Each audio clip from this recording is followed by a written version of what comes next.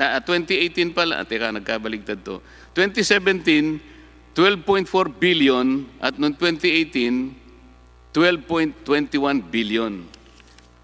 Sa mga tweet, Mr. Chair, kasi po kahapon merong illustration si Congressman Barsaga. Between 2016 and 2019, sabi po nila, ang naibayad yata nila. Ngayon, binago nila, ngayon ko lang nakita, 2016 to 2018, 24.6 billion po ang binayad ninyong taxes. Tama po yun? Pero kung kukwentahin ko po rito ngayon, dapat ang binayaran nyo 36.7 billion. Maaari po bang sumagot?